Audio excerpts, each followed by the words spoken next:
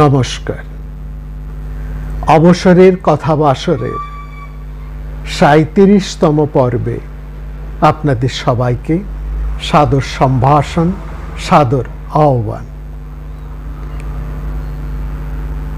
আপনাদেরকে আমি শ্রী অনির্বাণের কথা বলি। শ্রী অনির্বাণ তিনি এই যুগের শ্রেষ্ঠ বেদভাষ্যকার, এক মহান ঋষি। তিনি যখন বেদমীমাংসা রচনা করছেন, সেরকম একটি সময়ে সপ্তাহে একদিন শ্রী অরবিন্দ পাঠ মন্দিরে বেদের উপর ক্লাস নিতেন। বেদ বিষয়ক নানা বিষয় নিয়ে আলোচনা করতেন। তিনি বলতেন, আমি বেদের ঝাঁপি খুলে খুলে, এই আলোচনা প্রসঙ্গে তিনি বলতেন, আমি বেদের ঝাঁপি খুলে খুলে আমার সংগ্রহিত কিছু টুকরো আপনাদের কাছে পরিবেশন করছি, এরকম তিনি বলতেন। ওই যে বেদের ঝাঁপি খুলে তিনি যা রত্নরাজি মাঝে মাঝে পরিবেশন করতেন, সেটা শ্রোতৃবৃন্দের কাছে ছিল অত্যন্ত মহার্ঘ। তেমনই কিছু বেদের কথা নিয়ে, অর্থাৎ এই বেদ বৈঠকের আজকের দ্বিতীয় পর্বে আমরা সেই বেদের ঝাঁপি উন্মোচন করে কিছু তার এরকমই কথা আপনাদের কাছে তুলে আনব। আমরা কথা বলছিলাম বেদ কাকে বলে। অনির্বাণ, শ্রীমৎ অনির্বাণ, তিনি বেদ বলতে শুধুমাত্র নলেজ বোঝেননি। তিনি বলছেন বেদ এটা কোনো জ্ঞান মাত্র নয়, not only a knowledge, it is a knowledge per excellence. Knowledge per excellence, এই কথাটাকে তিনি বারবার ব্যবহার করতেন। এবং সেখানে গত পর্বের আলোচনায় আমরা দেখেছি কিভাবে, কি প্রযত্নে সেকালের ঋষিরা বেদকে রক্ষা করেছেন। বেদ রক্ষার এই প্রসঙ্গটা এসেছে দুটি কারণে। প্রথমত, তখন তো কোনো লিপি ছিল না, অর্থাৎ লিখে বই আকারে তাকে ধরে রাখার বা শিলালিপি এরকম তো কোনো ব্যাপার যখন ছিল না, তখন এই বিশাল যে জ্ঞান ভাণ্ডার, যা এক একজন ঋষি তাকে অনুভব করেছেন, তাদের অনুভবের মধ্যে ধরা পড়েছে। এটা ঠিক, আমরা যে কথা গত পর্বেও বলেছি, বেদ কোনো উদ্দেশ্য নিয়ে রচিত হয়নি। বেদের রহস্য, এই বিশ্ব রহস্য এক এক অনুভবী হৃদয়ে হঠাৎ হঠাৎ এসে ধরা পড়েছে। এই যে যা ধরা পড়েছে, এই যে অনুভব, তাকেই তারা বলছেন মন্ত্র, এবং তারাই তাকে হৃদয় দিয়ে ধারণ করে রেখেছেন, আর তাকে তারা সংরক্ষিত করেছেন। এই সংরক্ষণ ব্যাপারটা অতি আশ্চর্য, সারা দুনিয়া আশ্চর্য হয়ে যায়। এই বিশাল শ্লোক রাশি, মন্ত্র রাজি, তার মধ্যে পদ্য আছে, সঙ্গীত আছে, কাব্য আছে, গদ্য ভাগ আছে, আখ্যানিক ক্রিয়াকর্মাদি আছে। এই বিচিত্র বিপুল যে এক ভাণ্ডার, অনুভবের ভাণ্ডার, তাকে কেবলমাত্র স্মৃতির মধ্যে একেবারে অবিকল তারা ধরে রেখেছেন। কোথাও তার এতটুকু ভ্রষ্ট নষ্ট হতে দেননি। আর সেটা ধরে রাখার দায়িত্ব যাদের ওপরে ছিল, তাদেরকে বলা হতো ব্রাহ্মণ। ব্রাহ্মণ ছিলেন সেই বৃত্তিজীবীর মানুষেরা, not by birth but by their activity. তাদের সেই গুণ, তাদের সেই ক্ষমতা, তাদের সেই যোগ্যতার দ্বারা তারা সেই ব্রাহ্মণ পদবাচ্য হয়ে উঠেছিলেন, যারা এই সমগ্র মন্ত্ররাজি তথা এই সমগ্র বৈদিক ভাবনাকে অবিকল ধারণ করে রেখেছিলেন। এবং তারা যাতে এটিকে নিখুঁতভাবে সঠিকভাবে ধারণ করতে পারেন, সেজন্য কিছু নিয়ম নীতি সে সময় প্রবর্তিত হয়েছিল। প্রথম ছিল সেই সম্প্রদায়ের মানুষেরা যারা এটাকে ধারণ করবেন বা ধারণ করার যোগ্যতা যাদের আছে তাদেরকে বলা হচ্ছে ব্রাহ্মণ। এবং এই যে ব্রাহ্মণ্য, এদেরকে বলা হয় যেন এই যে সৃষ্টিকর্তা ব্রহ্মার তারা মুখ থেকে তাদের সৃষ্টি হচ্ছে। মুখ বলতে কেবলমাত্র মুখের এইটুকু অংশ নয়, not from the mouth tongue বা এই থ্রোট, তার থেকে নয়, সমস্ত মুখমণ্ডল অর্থাৎ এই মস্তিষ্ক মাথা থেকে বলা হচ্ছে মস্তিষ্ক মাথাটা তারা হচ্ছে সেই বিরাটের অবয়বের মস্তিষ্ক বা মাথাটাই হচ্ছে ব্রাহ্মণেরা। এটা খুব স্পষ্ট, এটা বুঝতে কোনো অসুবিধে হয় না যে যারা এই জ্ঞান ধরে রাখেন তারাই মস্তিষ্কের সমান, তাদের সেই বিশেষ প্রজ্ঞাটি আছে। এই প্রজ্ঞা থাকে আমাদের মস্তিষ্কে, অর্থাৎ তারা প্রজ্ঞাবান পুরুষ, তারা বিবেকবান পুরুষ, তারা জ্ঞান চর্চা করেন, তারা ধীমান, তাদেরকে বলা হয়েছে ধী, তাদেরকে বলা হয়েছে ভূত, সবই এই মস্তিষ্কের সাথে সম্পর্কিত। সেই জন্যই বলা হচ্ছে ব্রাহ্মণ হচ্ছে এই মস্তিষ্ক। এবং তাদেরকে রক্ষা করার জন্যই ক্ষত্রিয়রা, যারা হচ্ছে এই দুটি বাহু, একেবারে খুব পরিষ্কার। এটা আমরা ভারত কথার গ্রন্থি মঞ্চনের একটি বিশেষ পর্বে আমরা এটা আলোচনা করেছি, কথা প্রসঙ্গে সেটা এলো এবং এটাই হচ্ছে তার তাৎপর্য। এই যে ব্রাহ্মণ, তারা যে মর্যাদায়, যে শ্রদ্ধায় এখানে প্রতিষ্ঠিত, তার জন্য তাদেরকে সারা জীবন প্রচুর দাম দিতে হয়েছে, তাদেরকে প্রচুর ত্যাগ স্বীকার করতে হয়েছে। একজন ব্রাহ্মণের চরিত্র নির্ভর করে তার ব্রাহ্মণত্ব চরিত্রের উপরে। কুল শীল, কুল তার থেকেও বড় হচ্ছে তার শীল, তার যোগ্যতা, তার স্বভাব, তার আচার অনুষ্ঠান, তার উপরে নির্ভর করে তার ব্রাহ্মণত্ব, অর্থাৎ তার এই যোগ্যতা, এই যোগ্যতার মাপকাঠি। সেই জন্য বহুবার ব্রাহ্মণদের নিয়ে নানা প্রশ্ন উঠেছে। কে ব্রাহ্মণ? ব্রাহ্মণ কাকে বলা হবে? কে ব্রাহ্মণ পদবাচ্য, জন্মগত না কর্মগত? এই প্রশ্ন বহুবার উঠেছে। সমগ্র শাস্ত্র, সমগ্র পুরাণ, এমনকি মহাভারতের মধ্যে দেখুন বিরাট এক চরিত্র যুধিষ্ঠির, তিনি সারা জীবন কেবল এই প্রশ্নের, অনেক প্রশ্নের সঙ্গে তিনি এই প্রশ্নটিকে সারা জীবন অন্বেষণ করে গেছেন। তার কাছে বহুবার এই প্রশ্ন করা হয়েছে, বহুবার তিনি এই প্রশ্নের সম্মুখীন হয়েছেন এবং তিনিও যোগ্য স্থানে যোগ্য ব্যক্তিদের কাছে বারবার এই একই প্রশ্ন করেছেন, কে ব্রাহ্মণ? কাকে ব্রাহ্মণ বলা হবে? জন্মজাত না কর্মজাত? এই প্রশ্ন বারবার এসছে এবং গীতার মধ্যে ভগবান শ্রীকৃষ্ণ খুব পরিষ্কার করে সেখানে বলেছেন জন্মজাত না, কর্ম অনুসারেই তিনি এই বৃত্তি ব্যবস্থা, এই বর্ণ ব্যবস্থা তিনি নির্দিষ্ট করেছেন। This is clear.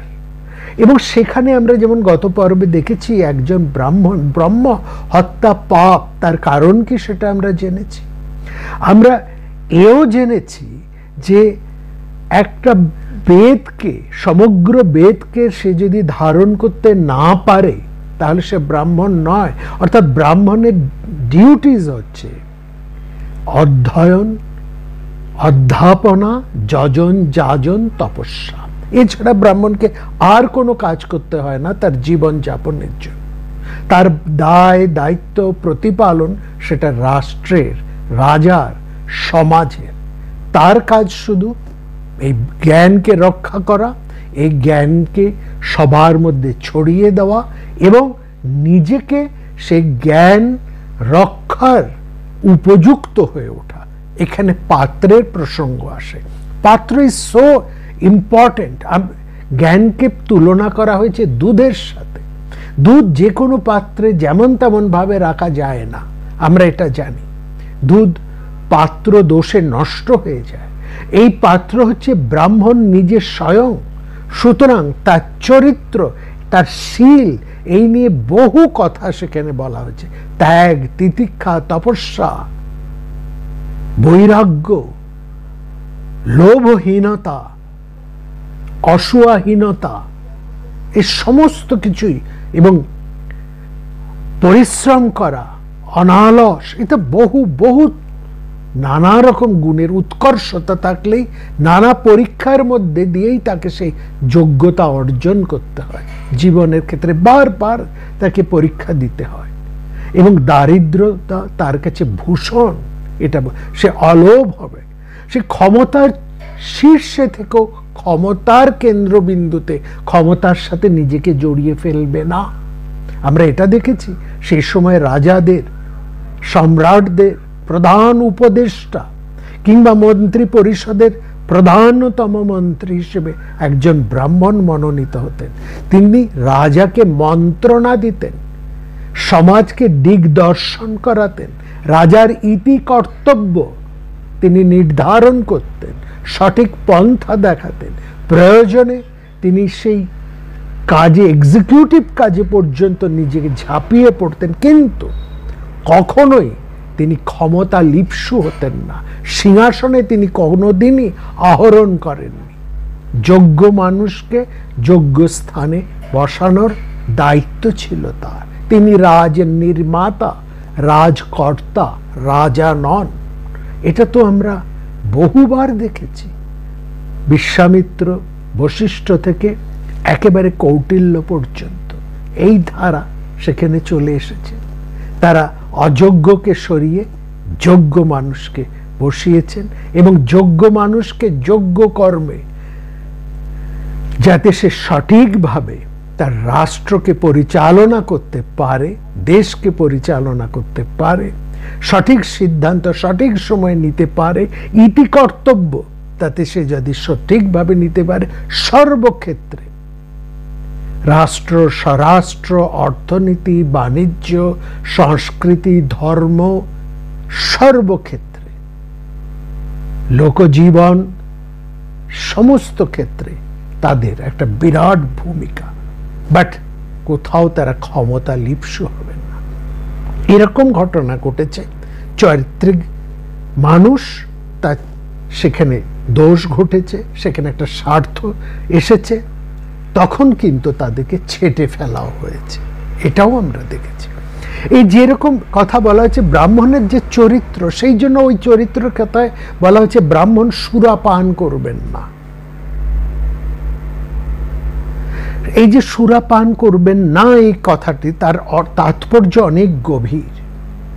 অর্থাৎ তিনি এমন কোনো কিছু গ্রহণ করবেন না, তার জীবন যাপনের মধ্যে এমন কিছু থাকবে না যা তার চারিত্রিক বৈশিষ্ট্য, যার ফলে নষ্ট হয়ে যাবে।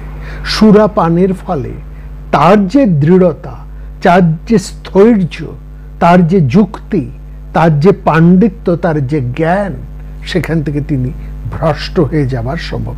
অর্থাৎ এইটাই হচ্ছে মূল কথা। এই জন্যে এত নানাভাবে ব্রাহ্মণের চরিত্র, তার কথা, এই সমস্তগুলো সেখানে বলা হয়েছে। এবং এই যতদিন সেখানে আমরা এগিয়েছে, মানুষের মূল্যবোধের মধ্যে একটা পরিবর্তন ঘটেছে, এবং সঙ্গে সঙ্গে তার সামাজিক যে পরিকাঠামো, সেটারও একটা পরিবর্তন ঘটেছে। ফলে সমাজের যে নিয়ম, অর্থাৎ স্মৃতি, স্মৃতি শব্দের অর্থ সামাজিক আইন, সেটা কালে কালে, যুগে যুগে তা পরিবর্তিত হয়েছে।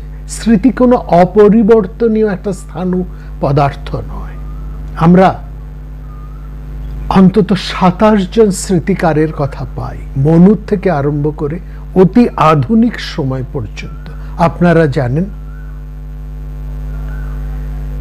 শ্রী চৈতন্যদেব, যিনি মাত্র 500 বছর আগেকার মানুষ, তার প্রিয়তম বন্ধু রঘুনাথ রঘুনাথ গোস্বামী, তিনিও একজন স্মৃতিকার ছিলেন।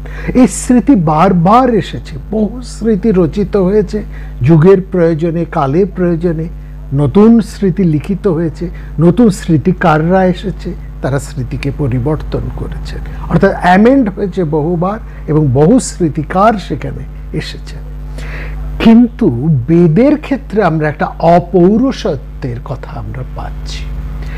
এই যে অপৌরুষেয়ত্ব, এই ব্যাপারটা কি, এইটা কেন এলো? প্রাচীন বৈদিক যে সাহিত্য বা প্রাচীন যে বেদ, সেই সময় প্রাচীন কালে কিন্তু এই অপৌরুষত্ব নিয়ে এরকম কোনো কিছু একটা বিশেষ বাড়াবাড়ি সেখানে আমরা দেখিনি। আসলে যে কথাটা আমরা গত পর্বে বলেছি, কেউ তো কোনো উদ্দেশ্য নিয়ে বেদ রচনা করেননি। বেদ একটা স্বাভাবিকভাবে একটা সত্য, একটা চরম অনুভূতি কারো দ্বারা অনুভূত হয়েছে, তিনি সেটাকে বর্ণনা করেন। এবার সেই যে অনুভূতি, সেই যে ঋষি যারা রয়েছেন, তাদের জীবন, তাদের অনুভব, তাদের বক্তব্য, তার উপর ভিত্তি করে আমরা ইতিহাস পাই। তারই উপরে, তাদের কাজের উপর ভিত্তি করে আমরা সেখানে বিজ্ঞানও পাই। সেই বিজ্ঞানটা কোথায় পাই, কিভাবে পাই, আমরা সে কথায় আসব। তবে ইতিহাস কেউ রচনা করছে বলে, আমরা ভারতবর্ষে প্রাচীন ইতিহাস রচনা করছি এই বলে কেউ কিন্তু বেদ রচনা করেননি।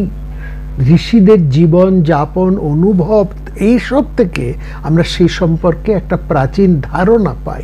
সেই ধারণাটাই হচ্ছে প্রাচীন ইতিহাস, এইটুকু আমরা বলতে পারি। তাহলে এখানে অপৌরুষত্বের ভাবনাটা কোথার থেকে এলো? যত সময় এগিয়েছে, যত দিন গেছে, কাল যত পরিবর্তন হয়েছে, সময়ের পরিবর্তনের সঙ্গে সঙ্গে মানুষের মূল্যবোধের, মানুষের চিন্তার, মানুষের যাপনেরও পরিবর্তন হয়েছে। এবং সেখানে এসেছে দেখছি যখন এই যে বৈদিক ভাবনাকারী ঋষিদের ক্ষেত্রে একটা সময় এসেছে যখন তাদের এই আত্মপক্ষ সমর্থনের একটা প্রয়োজন দেখা দিয়েছে। এটা কিরকম ভাবে আত্মপক্ষ সমর্থন? হ্যাঁ, এটা বৈদিকের সময়ের একটা প্রবল বিপরীত একটা প্রতিপক্ষ সেখানে এসে গেছে। প্রতিপক্ষ এসেছে তাদের নিজেদের ভেতর থেকে, অর্থাৎ সনাতন এই ধর্মবিশ্বাসের থেকেও এসেছে ন্যায়িকেরা। তারা তার্কিক, তারা নানান প্রশ্ন তুলে দিয়ে ধরেছে। এই বিশ্বাস থেকে, এই উপলব্ধির উপরে তারা নানান প্রশ্ন তুলেছেন। সেই সঙ্গে এসেছেন বৌদ্ধরা। এবং শুধু তাই নয়, ওই যে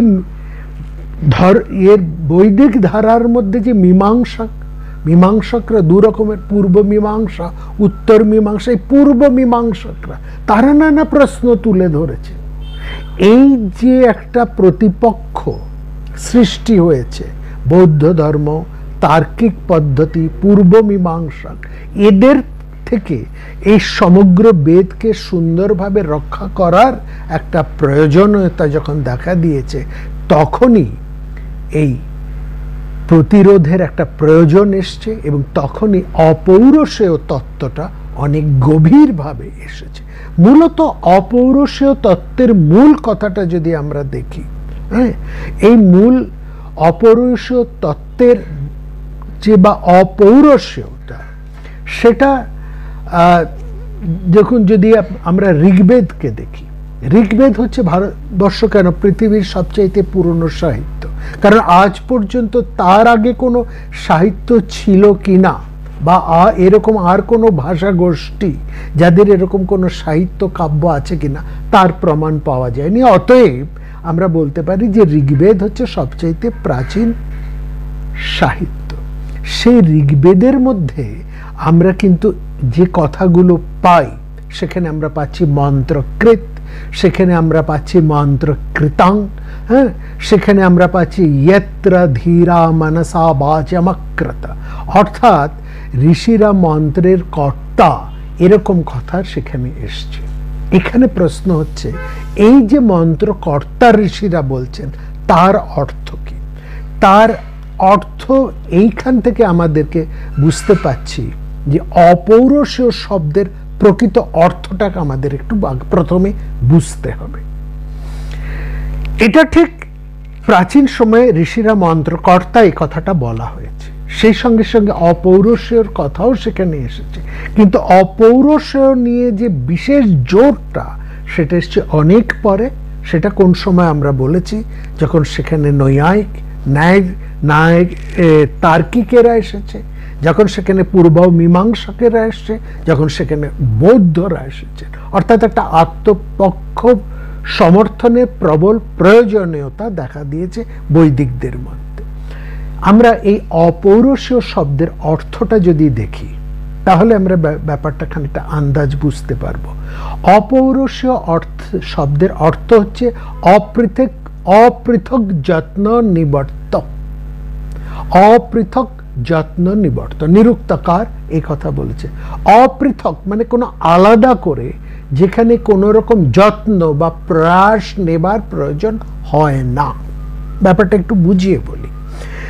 দেখুন, আমরা যতক্ষণ বেঁচে থাকি আমাদের অনেক কিছু প্রয়োজন হয় বেঁচে থাকার জন্য। হ্যাঁ, আমাদের সেই প্রয়োজন মেটানোর জন্য আমাদেরকে কিছু জিনিস আয়ত্ত করতে হয়, পরিশ্রম করে, যত্ন করে, প্রয়াস করে সেই সমস্ত জিনিসগুলোকে লাভ করতে, আয়ত্ত করতে হয়। ঠিক আছে? যেমন বিদ্যা, যেমন অর্থ, যেমন নিরাপত্তা, এরকম অনেক কিছু। এবং এই প্রত্যেকটা জিনিস আমাদেরকে ভীষণ পরিশ্রম করে, শ্রম দানের মাধ্যমে, চেষ্টা করে, প্রয়াসের মাধ্যমে এগুলোকে পেতে হয়। কিন্তু খুব ভালো করে ভেবে দেখুন, এগুলো কি জীবনের সবচাইতে গুরুত্বপূর্ণ? তা তো নয়। শিক্ষা ছাড়াও মানুষ বেঁচে থাকতে পারে, অর্থ ছাড়াও মানুষ, দরিদ্র লোক পৃথিবীতে বেঁচে থাকে, কোনো মতে সে বেঁচে থাকে। অর্থাৎ বেঁচে থাকার জন্য তার সবচাইতে মূল দরকার কোনটি? অর্থ অবশ্যই দরকার, বিদ্যা অবশ্যই দরকার, সুরক্ষা অবশ্যই দরকার, বস্ত্র, আচ্ছাদন ইত্যাদি, সুরক্ষা ইত্যাদি ইত্যাদি সবকিছু তার দরকার। কিন্তু সবচাইতে কোনটি বেশি দরকার, যেটি না হলে এগুলো সব কটাই, সব প্রয়োজনই একেবারে অর্থহীন হয়ে যায়? সেটি হচ্ছে বেঁচে থাকার মূল বিষয়টি, অর্থাৎ এই শ্বাস প্রশ্বাস। যত আমরা কথাই বলি যতক্ষণ শ্বাস ততক্ষণ আস, কিন্তু এই যে শ্বাস প্রশ্বাসটি, এটি আছে বলেই না আমাদের এত কিছু বিষয়ের এত গুরুত্ব। একজন মৃত মানুষ যে শ্বাস প্রশ্বাস নিতে পারছে না, তার কাছে এগুলোর কোনো দাম আছে কি? নেই। তাহলে এইবার দেখুন, এই যে সবচাইতে গুরুত্বপূর্ণ যে বিষয়টি শ্বাস এবং প্রশ্বাস, এই প্রক্রিয়াটা, এই নিঃশ্বাসের প্রক্রিয়াটা কিন্তু আমাদের যতক্ষণ আমরা বেঁচে থাকি স্বাভাবিকভাবেই চলতে থাকে। আমাদের এর জন্য কোনো আলাদা করে প্রয়াস, প্রযত্ন, চেষ্টা করতে হয় না। আমরা বলি না এই শ্বাস নিলাম, এই নিঃশ্বাস ফেললাম, এরকম কোনো কথা আমরা কিন্তু বলি না। এটা অর্থাৎ স্বাভাবিকভাবে যে জিনিসটা আবির্ভূত হয় আমাদের কাছে, বৈদিক ঋষিরা অপৌরুষীয় বলতে তারা তাকেই বুঝেছে। অর্থাৎ স্বাভাবিকভাবে তাদের অনুভূতির মধ্যে প্রয়াসহীনভাবে যা এসে পৌঁছেছিল সেটা হচ্ছে এই অনুভব। বড় বড় ঋষিদের কাছে অত্যন্ত স্বাভাবিকভাবে এই অনুভূতিগুলো তাদের কাছে এসেছিল, যেগুলোকে তারা বলছেন মন্ত্র।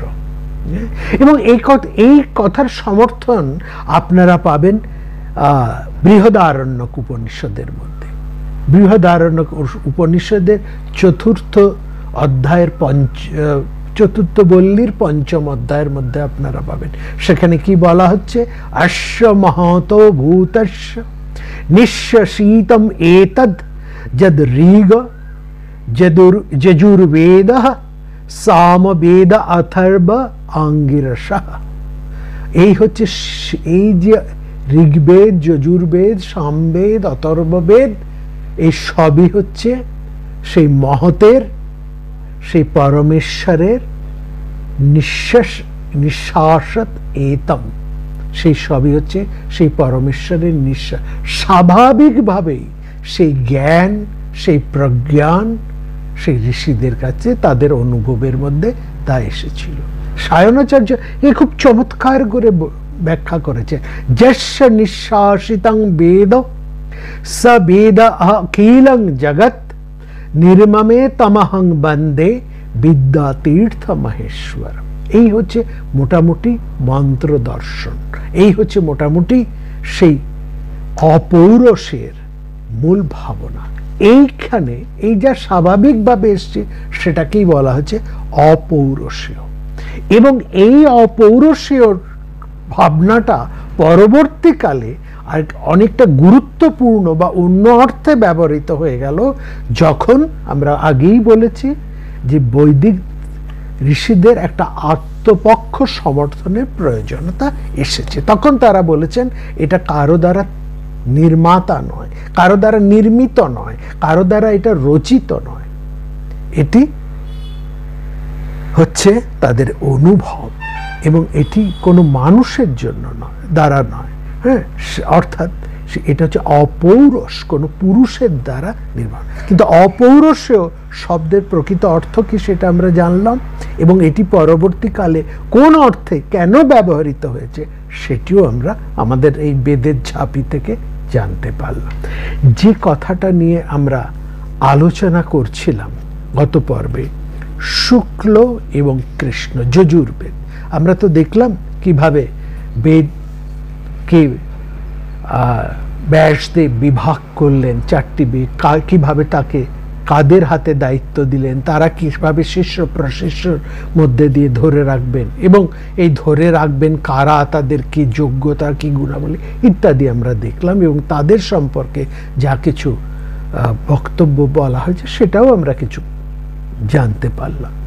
এইখানে আমরা দেখতে পেলাম আরেকটি কথা, শুক্ল এবং যজুর্বেদ, অর্থাৎ সেই শুক্ল এবং যজুর্বেদ এবং তৎসম্পর্কিত যে কাহিনীটি রয়েছে পুরাণের মধ্যে, মানে সেটি হচ্ছে বিষ্ণু পুরাণ। বিষ্ণু পুরাণ হচ্ছে একটি অন্যতম প্রাচীন পুরাণ এবং একটি বড় পুরাণ, বৃহৎ পুরাণ, সেটিকে বলা উপপুরাণ নয়, একটা মহাপুরাণ বলা হয় বিষ্ণু পুরাণকে, এবং এটি একটি প্রাচীন পুরাণ। এই পুরাণের মধ্যেই আমরা প্রথমে শুক্ল কৃষ্ণ যজুর্বেদের কথা আমরা সেখানে পেলাম। এইটা কিন্তু সমগ্র যজুর্বেদ বা সমগ্র বেদ যদি আপনারা আতিপাতি করে খুঁজে দেখেন তাহলে আপনারা কোথাও কিন্তু এরকম ভাগ পাবেন না। যে উদাহরণটা আমরা মহাকবি কালিদাসের মেঘদূতকে দিয়ে আপনাদেরকে বলেছি, যে মেঘদূত রচনার সময় কালিদাসের এরকম কোনো পূর্ব মেঘ উত্তর মেঘ এরকম কোনো ভাগে এরকম তার কোনো চিন্তা ছিল না। তিনি একটা অখণ্ড কবিতাই রচনা করেছেন। পরবর্তীকালে প্রসিদ্ধ টিকাকার মল্লিনাথ তিনি এই পূর্ব মেঘ এবং উত্তর মেঘ এরকম ভাবনা থেকে তিনি তার ব্যাখ্যা করেছেন। এটা প্রসিদ্ধ টিকাকার মল্লিনাথের ভাবনা, কালিদাসের ভাবনা না। ঠিক সেরকম এই শুক্ল এবং কৃষ্ণের ভাগটা কোথা থেকে এলো দেখবেন।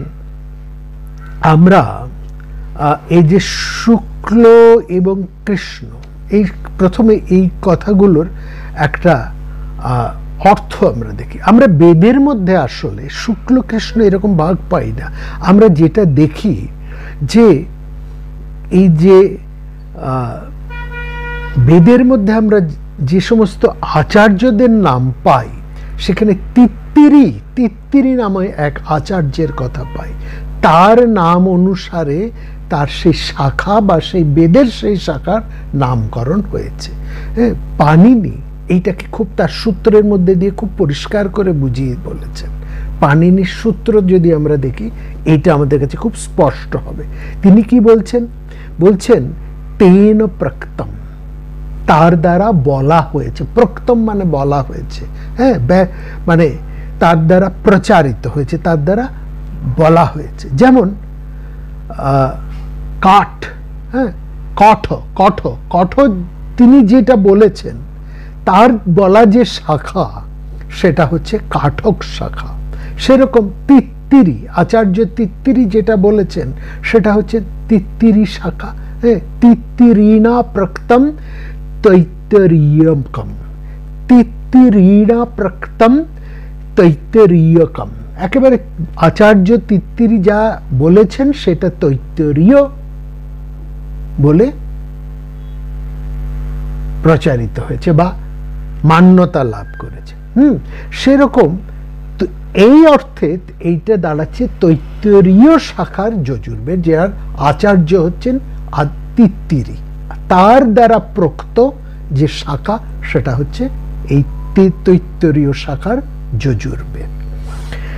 যেমন আরেকটা উদাহরণ আমরা আপনাদেরকে দিতে পারি, এই অবসরের কথা বাসরের 24তম পর্ব, সেখানে আমরা ইতরাপুত্র ঐতরেয় মহিদাসকে নিয়ে আলোচনা করেছি। আপনারা অনেকেই হয়তো সেটা লক্ষ্য করেছেন, শুনেছেন। তো এইখানে দেখুন, তার দ্বারা সৃষ্ট যে ব্রাহ্মণ সেটার নাম হচ্ছে ঐতরেয় ব্রাহ্মণ। তিনি যে আরণ্যক রচনা করেছেন সেটার নাম হয়েছে ঐতরেয় আরণ্যক। সেরকম ভাবে তিনি যে উপনিষদের ব্যাখ্যা করেছেন সেটা হচ্ছে ঐতরেয় উপনিষদ। অর্থাৎ ইতরাপুত্র ঐতরেয় মহিদাসের দ্বারা প্রোক্ত ব্রাহ্মণ হচ্ছে ঐতরেয় ব্রাহ্মণ, উপনিষদ হচ্ছে ঐতরেয় উপনিষদ, আরণ্যক হচ্ছে ঐতরেয় আরণ্যক। বোঝা গেল? ঠিক সেরকম আচার্য তিত্তিরি যে যজুর্বেদের যে শাখার কথা বলেছেন সেটি হচ্ছে তৈত্তরীয় শাখার যজুর্বেদ। এই জায়গাটা আশা করি পরিষ্কার। কৃষ্ণ, এবং মনে রাখবেন কৃষ্ণ যজুর্বেদ বোঝাতে, এটা ভেরি ইম্পর্টেন্ট, এই জায়গাটা বুঝতে হবে। কৃষ্ণ যজুর্বেদ বলতে কেবল তৈত্তরীয় শাখাকে বোঝায় না। ওই তিতির পাখির রূপ ধরে যে ঋষিরা ওই জিনিসগুলোকে ভক্ষণ করেছেন সেটাকে বলা হয় তৈত্তরীয় শাখা, সেটাই বলা হচ্ছে কৃষ্ণ যজুর্বেদ। তা নয়, সেই শুধু তিতির পাখির রূপ ধরে যেসব ঋষিরা সেই কি বলবো যাজ্ঞবল্কের ফেলে দেওয়া উদ্গীরণ করা জ্ঞানকে ধারণ করে রেখেছেন তাকেই যে শুধুমাত্র কৃষ্ণ যজুর্বেদ বলা হচ্ছে তা নয়। সেটা ছাড়াও কিন্তু কৃষ্ণ যজুর্বেদের আরো অনেকগুলো রয়েছে। এইটা কিন্তু ওই কাহিনী দিয়ে তাহলে ধরা যাচ্ছে না। কৃষ্ণ যজুর্বেদের মধ্যে 100টা অধৈর্য শাখা রয়েছে। স্বয়ং পতঞ্জলি সেটা বলেছেন। তিনি খ্রিস্টপূর্ব 2য় শতাব্দীর মানুষ। তিনি বলেছেন 100 অধৈর্য শাখা। যজুর বেদের 100 শাখা রয়েছে, 100 শাখা, যেটা আমরা গত পর্বে বলেছি 100 শাখা রয়েছে। তার মধ্যে তিত্তিরীয় শাখা যেমন রয়েছে, তৈত্তরীয় শাখা যেমন রয়েছে, তেমনি কঠ শাখা রয়েছে, মৈত্রায়নী শাখা রয়েছে। তাহলে এই তিতির পাখির গল্প কিন্তু খাটলো না। এটাই যে একমাত্র কৃষ্ণ যজুর্বেদ তা তো নয়। কৃষ্ণ যজুর্বেদের মধ্যে কঠ শাখা আছে, মৈত্রায়নী শাখা আছে। এগুলো তো যাজ্ঞবল্ক্য বমি করে তুলে দেননি। তাহলে এই কাহিনীটির পিছনে অন্য কোনো রহস্য আছে। কৃষ্ণ যজুর্বেদের রহস্যটা অন্য জায়গায় লুকিয়ে আছে, পুরাণের এই কাহিনীর মধ্যে সেটা সম্পূর্ণত ধরা যায় না। আজকে আমরা এই বেদ বৈঠকিতে সেই রহস্যের উন্মোচন করছি আপনাদের কাছে। দেখুন, আমরা বললাম যে তৈত্তরীয় শাখা ছাড়াও কৃষ্ণ যজুর্বেদে আরো 2-3টি শাখার কথা আমরা আজও জানতে পারি। এরকম আরো 97টা শাখা ছিল, সেগুলো হারিয়ে গেছে। কি করে হারিয়ে যায় সে কথা আমরা গত পর্বে বলেছি। এক একজন ব্রাহ্মণ যে দ্বারা ওই স্মৃতিতে ধরে রেখেছিলেন, তার মারা যাবার সঙ্গে সঙ্গে সেই শাখাটাও অবলুপ্ত হয়ে যায়। এটা আমাদের গত পর্বে আপনাদেরকে বুঝিয়ে বলেছি। ঠিক সেই রকম এখন বেঁচে আছে 3টি শাখা মাত্র। 100-র মধ্যে 3টি বেঁচে আছে, 97টি মুছে গেছে। এইখানে প্রশ্ন হচ্ছে, কৃষ্ণ শব্দের অর্থটা কি আমাদের আসলে বুঝতে হবে। কৃষ্ণ যজুর্বেদ, কৃষ্ণ যজুর্বেদের এই কৃষ্ণ শব্দের অর্থ বৈদিক অভিধানের মধ্যে যেটা আসে সেটার অর্থ হচ্ছে সাংকর্য বা মিশ্রণ। কৃষ্ণ শব্দের অর্থ হচ্ছে সাংকর্য, মেশাচ্ছে, যেটা মিশ্রণ হচ্ছে। যেমন বর্ণ সংকর, আমরা বলি না সাংকর্য বা শঙ্কর, শঙ্কর যেমন বর্ণ সংকর, ব্রাহ্মণ শূদ্র, ব্রাহ্মণ ক্ষত্রিয়, বৈশ্য ব্রাহ্মণ, এই যে একটা মিশ্রণ হয়ে গেল, তাদের শঙ্কর জন্ম শঙ্কর হলো। কর্ণকে বলা হয় জন্ম শঙ্কর, তার ঘটেছে এরকম জন্ম শঙ্কর প্রচুর মানুষের সে সময় ছিল, ওটা বড় কোনো কথা না। অর্থাৎ এই সাংকর্য যেখানে হচ্ছে সেটাকেই বলা হচ্ছে কৃষ্ণ। যা কিছু মিশ্রিত হচ্ছে, একটা এবং অন্য আরেকটা, দুটো বিপরীত বিষয় যখন একসঙ্গে মিশে যায়, এই বিপরীত বিষয় মেশাটাকেই বলা হয় সাংকর্য, মিশ্রণ বা কৃষ্ণ। বোঝা গেল? এখান থেকে হচ্ছে কৃষ্ণ। আর যেখানে মেশে না, সম্পূর্ণ আলাদা রয়েছে, সেটাই হচ্ছে শুক্ল। এটা হচ্ছে একটা বক্তব্য, এক শ্রেণীর পণ্ডিতদের এটা হচ্ছে বক্তব্য। আরেকটা, এটা হলো প্রথম কথা। দ্বিতীয় কথা, শুক্ল যজুর্বেদ এবং কৃষ্ণ যজুর্বেদ, এই দুটো আপনারা পাশাপাশি যদি হাতে ধরেন তাহলে দেখবেন এই দুটো গঠন আলাদা। আপনাদেরকে আমরা একটা উদাহরণ দিই, ঋগ্বেদ সংহিতা। সংহিতা কাকে বলে? আমরা বলেছি সংকলন। ঋগ্বেদ সংহিতাকে যদি আপনারা দেখেন তাহলে দেখবেন সেখানে ঋগ্বেদ সংহিতার মধ্যে শুধুই মন্ত্র আছে। ঋগ্বেদের যে ব্রাহ্মণ, তার মধ্যে আছে ওই মন্ত্রের প্রয়োগ কিভাবে করতে হবে। ব্রাহ্মণ হচ্ছে সেই জিনিস। একটু ব্রাহ্মণ কাকে বলে গত দিন বলেছি, আরেকটু আমরা ব্যাখ্যা করি। ব্রাহ্মণ বক্তব্যের মধ্যে হচ্ছে মন্ত্র সম্পর্কিত যে বেদের বিভাগ, সেটাকে বলা হচ্ছে ব্রাহ্মণ। অর্থাৎ বেদের যে ব্রাহ্মণ মন্ত্র, বেদের যে মন্ত্র, সেই মন্ত্রকে যে অনুভব, ঋষিদের যে অনুভব, সেই অনুভব মানুষ তার জীবনের মধ্যে, তার যাপনের মধ্যে কিভাবে প্রয়োগ করে তার থেকে সুফল লাভ করবে। অর্থাৎ প্র্যাকটিক্যাল অ্যাপ্রোচ, মন্ত্রটাকে আমরা বলতে পারি থিওরি, এবং সেই থিওরির প্র্যাকটিক্যাল অ্যাপ্রোচ হচ্ছে ব্রাহ্মণ। খুব সাধারণ কথা এটা বলা হয়। অর্থাৎ তার মন্ত্রের ব্যাখ্যা বা তার বিনিয়োগ, এটা হচ্ছে সেই মন্ত্রের ব্রাহ্মণ। ব্রাহ্মণদের দ্বারা বেদের যে টিকা রচিত হয়েছে, বেদ তার অর্থের যে ভাষ্য রচিত হয়েছে, শুধু অর্থের ভাষ্য নয়, সেই অর্থের প্রয়োগ, সেটা হচ্ছে প্র্যাকটিক্যাল যে অ্যাপ্রোচ, সেটাকে বলা হচ্ছে ব্রাহ্মণ। বেদবিদ ব্রাহ্মণেরা মন্ত্রের বিনিয়োগ, প্রয়োগের কথা বলে গেছেন যেভাবে বা যেখানে, সেই অংশটাকে বলা হয় ব্রাহ্মণ। বোঝা গেল? এবার ব্রাহ্মণের একটা গুরুত্ব হলো যে মন্ত্রে যেখানে বিনিয়োগ বোঝাচ্ছেন, সেখানে মন্ত্রের সঙ্গে সঙ্গে কর্মেরও একটা সামঞ্জস্য তারা দেখাচ্ছে। এই মন্ত্রকে এইভাবে বিনিয়োগ করবে, এই মন্ত্রটাকে এইভাবে কাজে লাগালে তোমার এই ফলটা পাবে।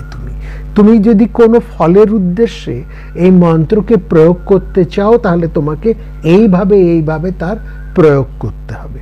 মানে অর্থহীন কোনো কর্মকাণ্ড নয়। যে রিচুয়ালটা আমরা পালন করছি, যে যজ্ঞটা আমরা করছি, কেন করছি, কিভাবে করছি, সেখানে কি কি মন্ত্র উচ্চারণ করছি, কেন করছি, এবং সেখানে কি কি আমরা মানে ক্রিয়াকর্ম করছি, কোথাও উঠে দাঁড়াচ্ছি, কোথাও এগিয়ে যাচ্ছি, কোথাও বসে বলছি, কোথাও এইভাবে আগুন জ্বালাচ্ছি, কোথাও ওইভাবে আগুন জ্বালাচ্ছি, সেখানে এই পরিমাণ জিনিস নিয়ে আসছি, এইভাবে সেটা, এই যে বহু ক্রিয়াকর্মের খুঁটিনাটি ব্রাহ্মণে বলা হচ্ছে। প্রত্যেকটা মন্ত্রে তুমি অর্থ তাৎপর্য বুঝবে, এবং সেই সঙ্গে সঙ্গে প্রত্যেকটা মন্ত্রের সঙ্গে সঙ্গে যে ক্রিয়াকর্মগুলো আমরা করে যাচ্ছি, সেই ক্রিয়াকর্মগুলোর গুরুত্ব অনুভব করবে। কেন করছি, কেন এইভাবে করছি, কেন উদাত্ত, কেন অনুদাত্ত এই স্বরে মন্ত্র পাঠ করছি, কেন উঠে দাঁড়িয়ে, কেন ডান দিকে হেলে, কেন একটা পা এগিয়ে। একটা উদাহরণ আপনাদেরকে দিই, দুর্গাপূজা, বুঝতে পারবেন। দুর্গাপূজা হয় যে সেখানে দেখবেন পুরোহিত নানা রকম হাতের ভঙ্গিমা করেন, মুদ্রা, তাকে ভঙ্গিমা করে। খুব ভালো বুঝতে পারবেন রামকৃষ্ণ মিশন বেলুর মঠের পূজাটি একেবারে দূরদর্শনের কল্যাণে একেবারে ডিটেইলে দেখা হয়। সেখানে দেখবেন যে পূজক তিনি পূজা করছে, তিনি নানা রকম হাতের মুদ্রা, এইভাবে নানা রকম সেই মুদ্রা তিনি করছেন, এরকম নানা রকম অঙ্গভঙ্গি তিনি নানা করছেন, একটি বন্ধ করছে। এই প্রত্যেকটা মুদ্রার একটা অর্থ আছে, আবাহনী মুদ্রা, সমর্পণের মুদ্রা, বিসর্জনের মুদ্রা, হ্যাঁ, তার এরকম নানা রকমের মুদ্রার সেখানে প্রদর্শন। হাতের প্রত্যেকটা একটা সিগনিফিক্যান্স আছে, তাৎপর্য আছে, সংকেতের গভীর অর্থ আছে। এই ব্রাহ্মণ বলছে তুমি এর প্রত্যেকটা অর্থ বুঝে তবে সেই কাজটা করবে, না বুঝে তুমি যদি কাজটা করো এটা যান্ত্রিক হবে এবং তার কোনো মাধুর্য থাকবে না, সেটার অর্থহীন হয়ে যাবে, আর অর্থহীন প্রয়োগে তুমি কোনো ফলই পাবে না। যান্ত্রিকভাবে তুমি যে কাজটা করো সেই কাজটা কখনো ভালো হয় না, সেই কাজ কখনো তোমাকে ফল দান করতে পারে না, এটা হচ্ছে বড় কথা। সুতরাং এই কথা বলা হচ্ছে ব্রাহ্মণকে এই জন্য বলা হয় উপনিষদের বীজ। অর্থাৎ এই যে ব্রাহ্মণের মধ্যে দেখবেন এই যে ব্রাহ্মণগুলোর লক্ষ্য কি, এই যে ব্রাহ্মণ বেদের যে ব্রাহ্মণ অংশটা তার একটা অবজেক্ট বা লক্ষ্য আছে, সেটা কি বলছে মন্ত্রের বিনিয়োগ করা। এবং সবর স্বামী তার মীমাংসা দর্শনের মধ্যে খুব চমৎকারভাবে এই জায়গাটা বুঝিয়েছেন। তিনি তার ভাষ্যে বলছেন হেতু নির্বাচনং নিন্দা প্রশংসা সংশয় বিধি পরক্রিয়া পুরকল্প ব্যবধারণ কল্পনা উপমানং দর্শাইতে তু বিদয় ব্রাহ্মণস্যনু। অর্থাৎ এই ব্রাহ্মণের বিষয়কে সবর স্বামী 10টা ভাগে ভাগ করেছেন। হেতু নির্বাচন নিন্দা প্রশংসা সংশয় বিধি পরক্রিয়া পুরকল্প ব্যবধারণ কল্পনা, এরকম 10টা ভাগে ভাগ করেছে।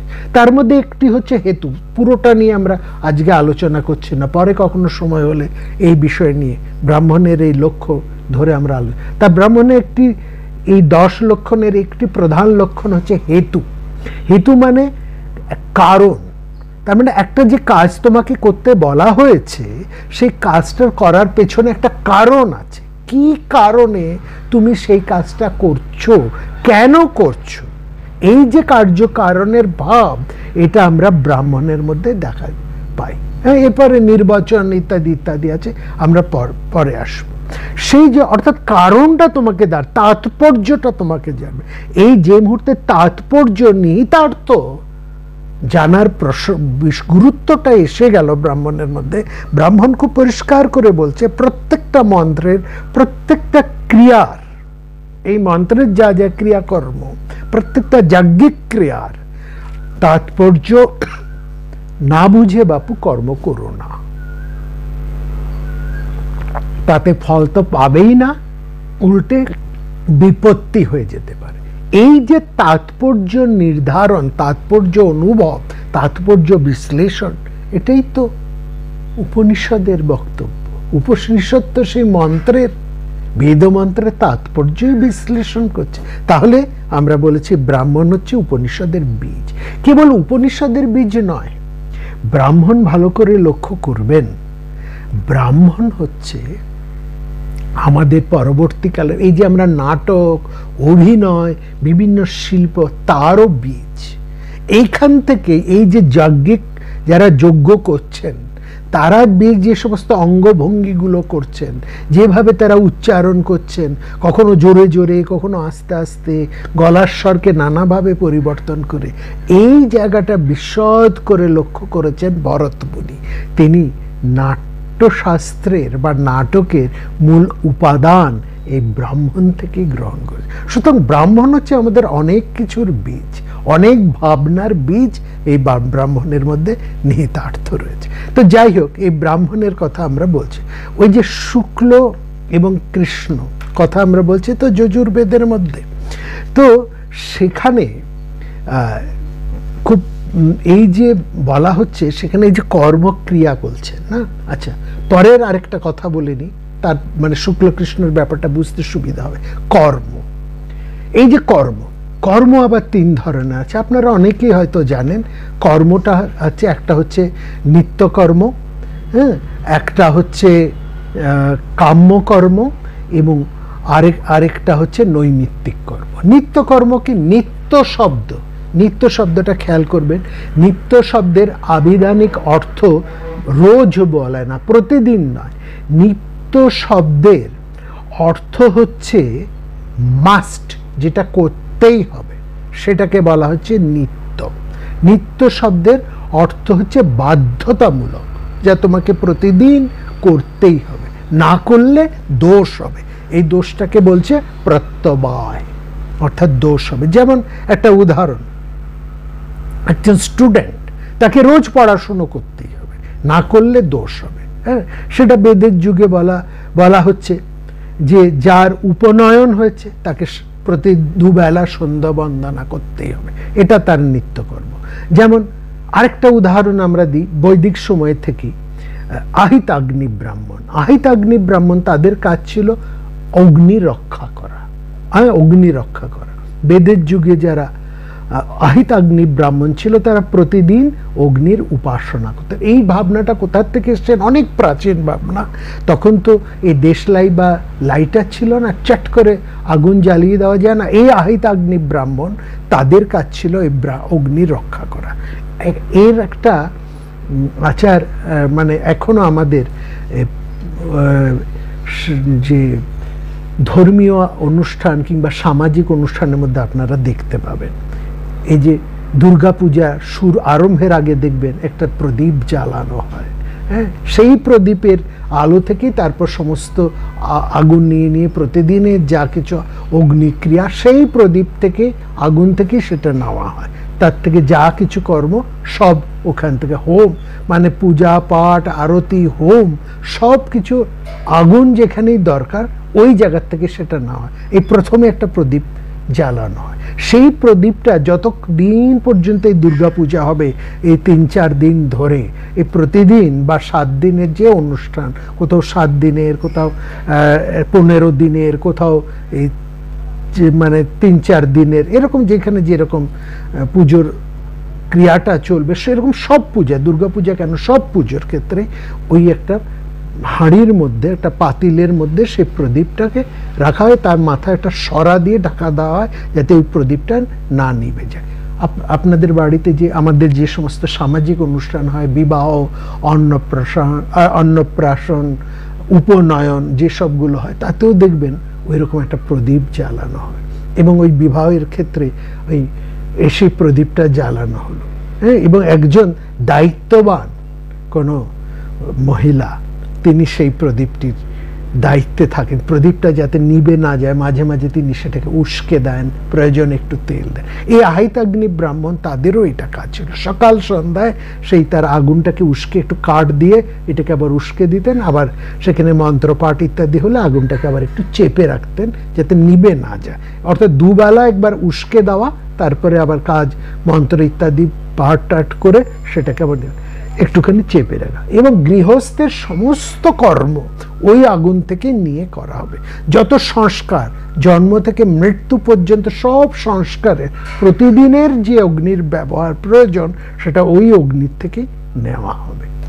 আপনারা মহাভারতে লক্ষ্য করবেন, একটি ভীষ্ম যখন মারা গেলেন, তার দেহ যখন সৎকারের জন্য শোভাযাত্রা করে নিয়ে যাওয়া হচ্ছে, একদম তার শোভাযাত্রা প্রথমে একদল আহিতাগ্নি ব্রাহ্মণ ভীষ্মের রক্ষা করা সেই অগ্নিপাত্রটি নিয়ে যাচ্ছেন। ভীষ্ম কিন্তু গৃহী ছিলেন না, তবু তিনি অগ্নি রক্ষা করতেন। সেকালে সব মানুষই, মানে গৃহস্থ যে সমস্ত মানুষ, তিনি বিবাহিত হতে পারেন, অবিবাহিত হতে পারেন, অগ্নি রক্ষা করতেন। এটা একটা ধর্মীয় আচার ছিল। সেই কর্মটি, এই যে অগ্নি রক্ষার যে কর্ম, এটা হচ্ছে নিত্যকর্ম, ইউ হ্যাভ টু ডু। কেন? এই যে স্টুডেন্ট, প্রতিদিন তাকে পড়তে হবে। যে ব্রহ্মচার্য, যে যার উপনয়ন হয়েছে, সে দুবেলা সন্ধ্যা বন্দনা করবে।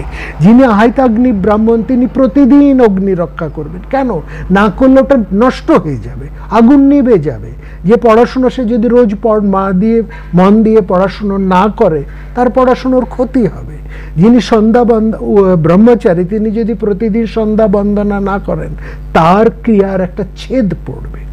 একটা নিষ্ঠার ছেদ পড়বে, তাতে ক্ষতি হয়ে যাবে। এই জন্য এটাকে বলা হচ্ছে নিত্যকর্ম, এটা করতেই হবে, না করলে প্রত্যবায় বা দোষ। তারপরে আসছে নৈমিত্তিক কর্ম।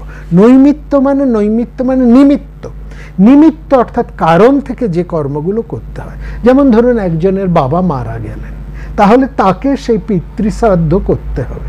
প্রতিদিন সে শ্রাদ্ধ না কর্ম নাও করতে পারে, প্রতিদিন তার পূর্বপুরুষদের উদ্দেশ্যে শ্রাদ্ধ কথার অর্থ হচ্ছে শ্রদ্ধা জ্ঞাপন, সেটা সে প্রতিদিন নাও করলেও কোনো দোষ নেই।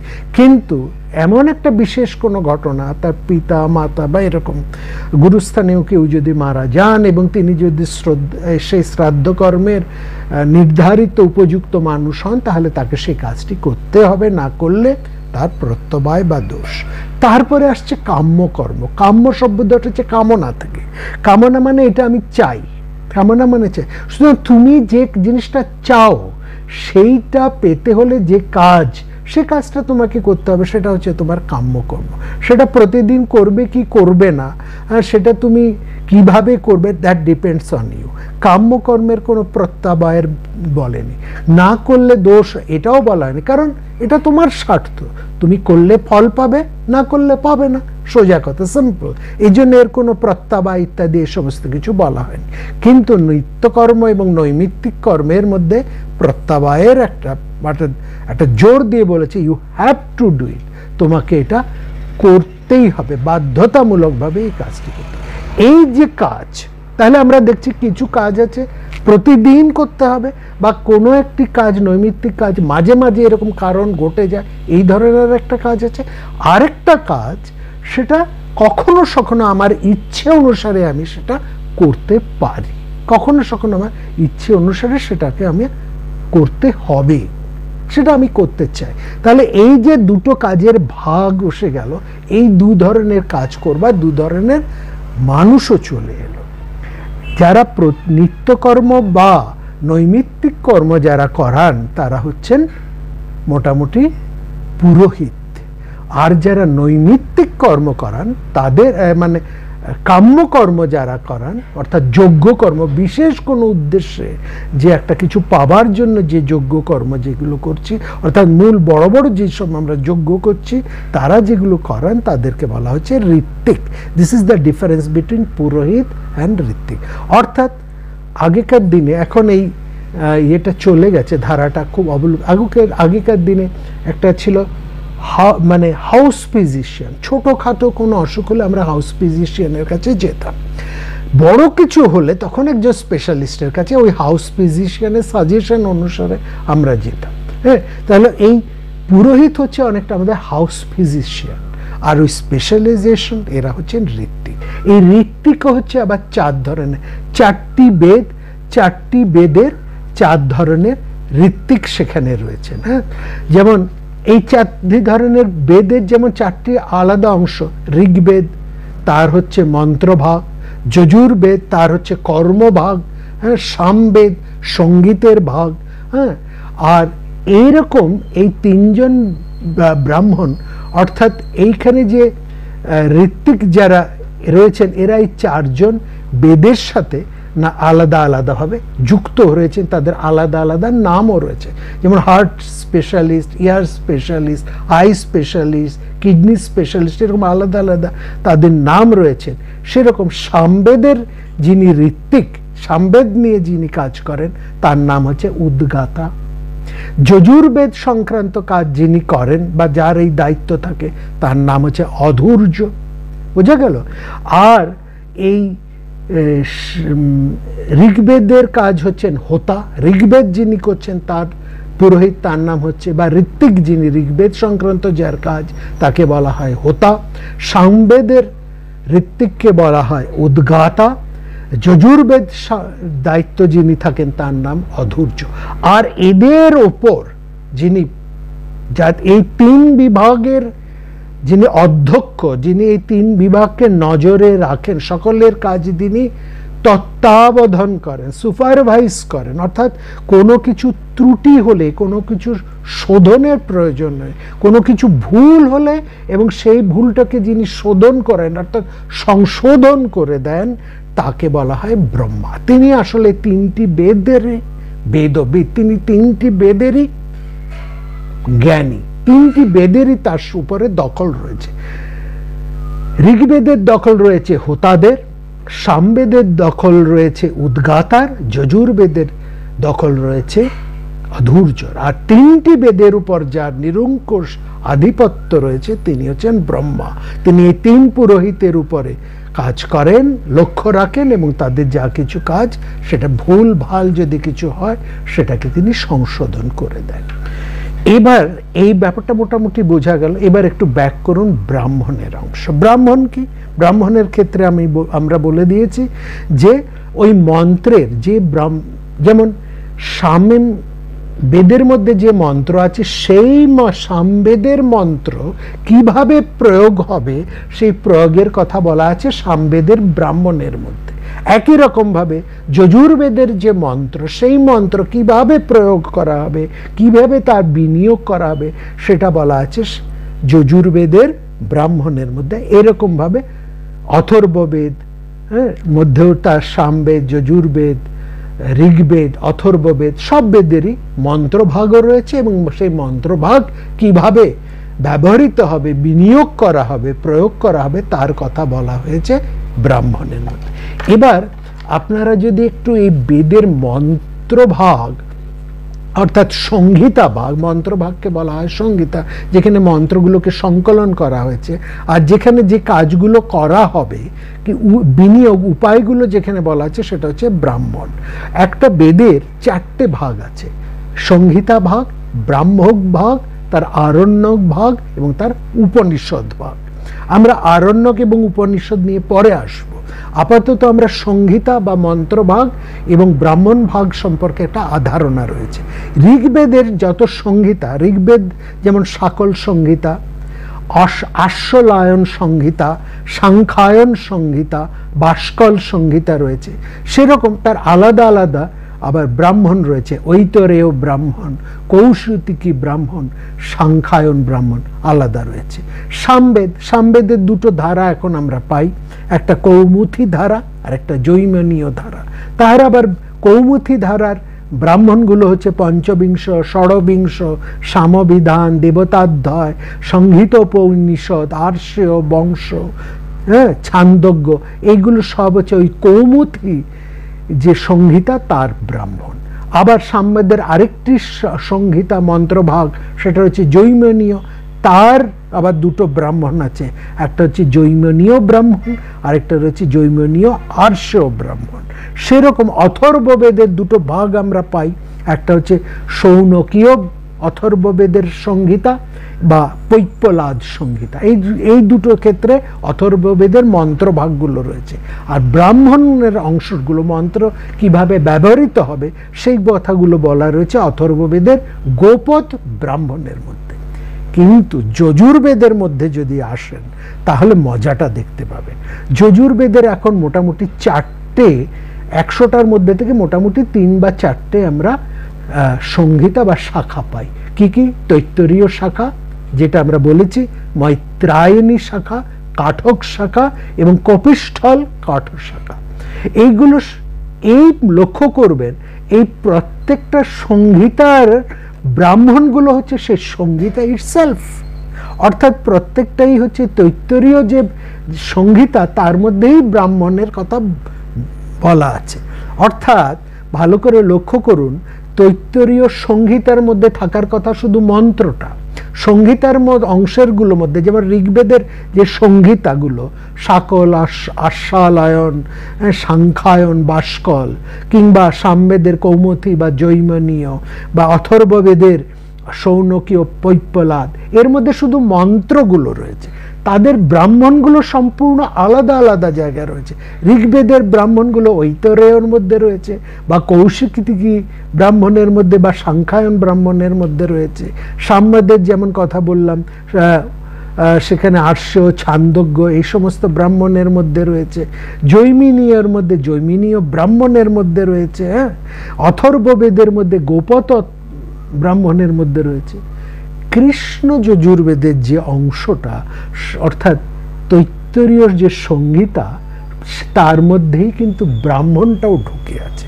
অর্থাৎ মন্ত্র এবং ব্রাহ্মণ একসঙ্গে মিলেমিশে আছে। এই জায়গায় সেই জন্য একে বলা হচ্ছে শুক্ল ব্রাহ্মণ।